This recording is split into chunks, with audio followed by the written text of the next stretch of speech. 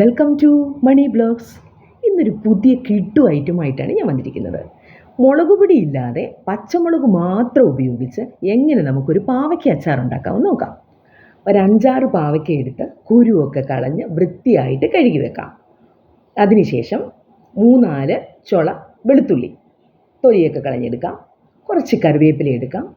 എരിവുള്ള 10-15 മുളക് എടുക്കാം. 2-3 പീസ് ഇഞ്ചി, കുറച്ച് ഉപ്പ്, കുറച്ച് വിനാഗിരി. ഇത്രയും സാധനങ്ങളുണ്ടെങ്കിൽ നമുക്ക് അടിപൊളിയായിട്ട് ഒരു പാവയ്ക്ക അച്ചാർ ഉണ്ടാക്കാം. സാധാരണ എല്ലാവരും മുളക് പൊടിക്കകത്താണ് പാവയ്ക്ക അച്ചാർ ഉണ്ടാക്കുന്നത്. മുളക് പൊടി ഇച്ചിരി വില ജാസ്തിയുമാണ്. പച്ചമുളകാകുമ്പോൾ കുറഞ്ഞ വിലയിൽ കിട്ടുകയും ചെയ്യും. നമുക്ക് അടിപൊളിയായിട്ടൊന്ന് ഉണ്ടാക്കി നോക്കാം. പാവയ്ക്ക എടുക്കുമ്പോൾ നമ്മളതിൻ്റെ കുരുവൊക്കെ കളഞ്ഞിട്ട് കുറച്ച് ഉപ്പും കുറച്ച് മഞ്ഞൾപ്പൊടി ഇട്ട വെള്ളത്തിൽ ഒരു 10-15 മിനിറ്റ് മുക്കി വയ്ക്കണം. അതിനുശേഷം വൃത്തിയായിട്ട് കഴുകി നമ്മൾ തോർത്തിയെടുത്ത ശേഷം ചെറിയ ചെറിയ കഷ്ണങ്ങളായിട്ട് അരിഞ്ഞെടുക്കാം. വെളുത്തുള്ളി അതേപോലെ തന്നെ ചെറിയ ചെറിയ പീസുകളായിട്ട് അരിഞ്ഞെടുക്കാം. ഇഞ്ചി കുറച്ച് നീളത്തിൽ 1-2 കഷ്ണം ഇഞ്ചി എടുത്ത് അത് നീളത്തിൽ അരിഞ്ഞ് വയ്ക്കാം.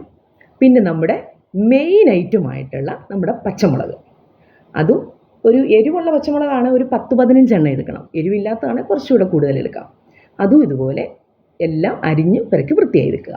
അതിനുശേഷം നമുക്കൊരു പാത്രം എടുത്തിട്ട് നമ്മുടെ ഈ പാവയ്ക്കയെല്ലാം അരിഞ്ഞ് വെച്ചിരിക്കുന്ന ഈ പാവയ്ക്കയെല്ലാം വൃത്തിയായിട്ട് ഈ പാത്രത്തിലേക്ക് ഇടുക. കുറച്ച് ഉപ്പ്, 1-2 സ്പൂൺ ഉപ്പ് അതിനകത്ത് ചേർക്കാം. ഒരു അരമണിക്കൂർ നമ്മൾ എല്ലാം കൂടെ ഇളക്കി പുരട്ടി മാറ്റി വയ്ക്കാം. ഒന്ന് റെസ്റ്റ് ചെയ്യാൻ വയ്ക്കാം. റെസ്റ്റ് ചെയ്യാൻ വയ്ക്കുമ്പം അതിനകത്തുനിന്ന് കുറച്ച് വെള്ളം, പാവയ്ക്കയ്ക്ക് നല്ല കയ്പുണ്ടല്ലോ, അതിൻ്റെ വെള്ളമെല്ലാം ഊറി വരും. അപ്പോൾ അത് നന്നായിട്ട് പിഴിഞ്ഞെടുത്ത് മാറ്റി വയ്ക്കാം. നമുക്ക് അടുപ്പ് കത്തിച്ചിട്ട് ഒരു പാൻ വയ്ക്കാം. പാനൊന്ന് ചൂടാവട്ടെ, നമുക്കൊന്ന് വെയിറ്റ് ചെയ്യാം. പാൻ ചൂടായ ശേഷം നമ്മൾ വെളിച്ചെണ്ണ ഒഴിച്ചു. വെളിച്ചെണ്ണ ചൂടായ ശേഷം നമുക്ക് നമ്മുടെ കടുകിട്ട് പൊട്ടിച്ചു. നമ്മുടെ കരിവേപ്പില ഇട്ടു. അതൊന്ന് മൂത്ത് വരുമ്പോഴത്തേന് നമ്മുടെ ഇഞ്ചി ഇട്ടു. ഇഞ്ചി നല്ലതായിട്ടൊന്ന് ചുമക്കട്ടെ. അതിനുശേഷം നമുക്ക് നമ്മുടെ വെളുത്തുള്ളി ഇട്ട്, വെളുത്തുള്ളിയും ഇഞ്ചിയും കറിവേപ്പിലയും എല്ലാം കൂടെ നല്ലതായിട്ട് ചുമന്ന് വരുന്നിടം വരെ ഒന്ന് മൂപ്പിക്കാം. അതിനുശേഷം നമ്മുടെ പച്ചമുളക് ഇട്ട് കൊടുക്കാം. പച്ചമുളകും ഇതേപോലെ തന്നെ നല്ലതായിട്ടൊന്ന് മൂത്ത് വരണം. നമുക്ക് വേണമെങ്കിൽ ഈ പാവയ്ക്ക വെളിച്ചെണ്ണയ്ക്കകത്ത് വറുത്തെടുക്കാം. ഞാൻ പക്ഷേ അങ്ങനെ ചെയ്തില്ല. ഒരു 5-6 ദിവസം ഇരിക്കാനാണെങ്കിൽ നമുക്കിങ്ങനെ ചെയ്താൽ മതി. കുറേ ദിവസം, 1 മാസത്തോളം ഇരിക്കണമെങ്കിൽ വെളിച്ചെണ്ണയ്ക്കകത്ത് നല്ല വൃത്തിയായിട്ട് പാവയ്ക്ക വറുത്ത് കോരിയെടുക്കാം. ഇതെല്ലാം നല്ലതായിട്ട് മൂത്ത് ചുമന്ന് വരുമ്പോഴത്തേന് നമ്മുടെ പിഴിഞ്ഞെടുത്ത പാവയ്ക്ക അതിനകത്തേക്ക് ഇട്ട് കൊടുക്കാം. ഇട്ട് കൊടുത്ത ശേഷം നമുക്ക് നന്നായിട്ട് ഇളക്കി യോജിപ്പിക്കാം. അങ്ങനെ പാവയ്ക്കായും അടിപൊളിയായിട്ട് അതിനകത്ത് കിടന്ന് നല്ലതായിട്ടൊന്ന് മൂക്കട്ടെ.